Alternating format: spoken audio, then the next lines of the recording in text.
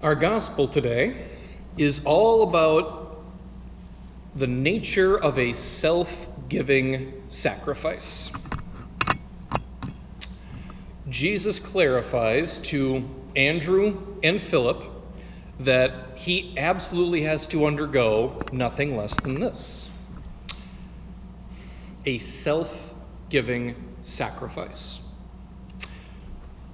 He who seeks to save his life will lose it, but he who loses his life for Christ's sake will find it again. So we need to be prepared to give of ourselves. We need to be ready to let go of what we have. And that's not always easy. I'm actually starting to see some of this in my friends. We're all in our mid to late 30s, and already that fear of losing what they have or losing their life, that has taken hold of some of them. And that dread is just always with them. And starting to get the impression that they'll do just about anything to protect what they have or to extend their own life. Well, they'll do just about anything except acknowledge what actually will grant them eternal life. That would be too much. But thinking about that, that is the paradox of faith stated as simply as anyone could ask for. If you cling to control, you will lose a great deal. You will end up having very little if you have that death grip on control. But if you relax your grip of that same control, strangely, you end up with so much more. That is a bit of a paradox, but that is the way it goes.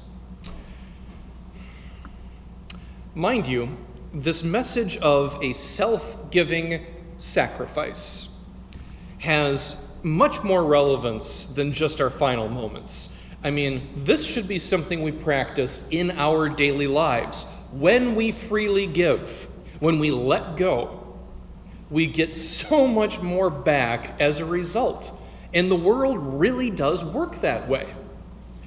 So I have a little homework assignment for you. The next time you get a chance, I recommend that you listen to the song Overwhelmed by Rachel Platten. And I admit it's not her most famous song, but in my opinion, it's her best one. And I'm not going to sing it, because that wouldn't do it justice. But here are the critical lyrics from the one verse and then the refrain. So we hide away our hurts and put Band-Aids on our fears, and we lie to all our friends, move along, there's no problems here. And I get so overwhelmed till it's hard to tell what I'm thinking.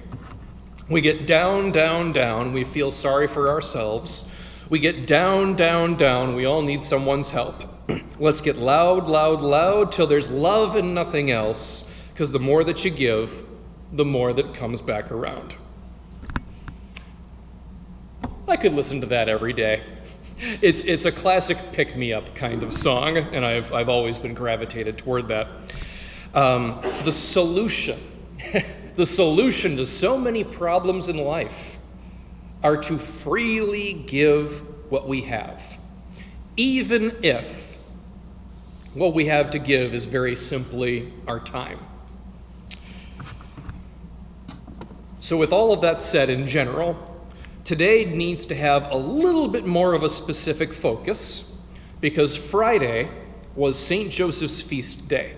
And this is the year of St. Joseph. And St. Joseph is, among other things, the patron saint of fathers. He's a family man. So I want you, for his sake, I want you to leave church today understanding that the self-giving sacrifice above all other self-giving sacrifices is to be a parent.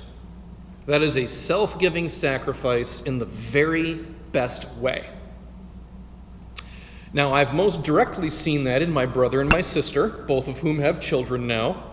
But you should hear the testimony instead of a friend of mine from my capoeira days. It feels like just yesterday we were kicking each other in the ribs, out of love and friendship, obviously. So this guy is he's an English teacher in Japan these days with his Japanese wife and his 2 kids. And for the record, because it's relevant to the story, this fella never saw himself as a family man. Absolutely not. When he left the States to teach English, he was a perfectly typical late 20s bachelor kind of guy. But this is what he said when his first kid was born.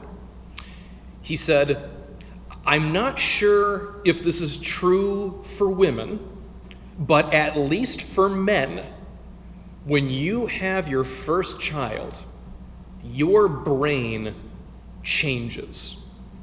You start thinking differently, and you become a different person in a small way. The things that you thought were so important before just don't seem to matter as much.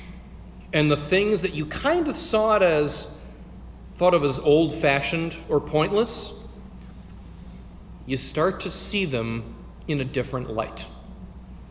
And he was just so amazed by how much he changed because of his kids. That is a self-giving sacrifice in the fullest sense of the word, because being a parent, it's hard work. We all know that. And becoming a parent can be a scary thing to think about if you're not yet a parent. But the solution to that is not to clench down on your notion of independence or your old way of life. The solution really is to jump in head first and to give what you have to offer for that new life awaiting you. You will be richer for it. It seems like the world has a great emphasis on acquiring things and hanging on to what you have. Look after yourself first and look after others second, if at all. But all of you, as American Christians, you are in an excellent position to discern what is good in the world and to appreciate it for what it is, but to also gain from the wisdom that is present in this gospel reading. We have everything we need to rise above whatever false promise the world might try to sell us. Because let's be honest, some things the world offers, some of it is profoundly tempting, but ultimately sterile. And we're called to more than that. So don't worry so much on clinging to what you have. Don't worry so much about the things you think you need, but trust in the Lord and be ready to freely give that which you have to offer. For the treasures that last forever will surely multiply before your very eyes.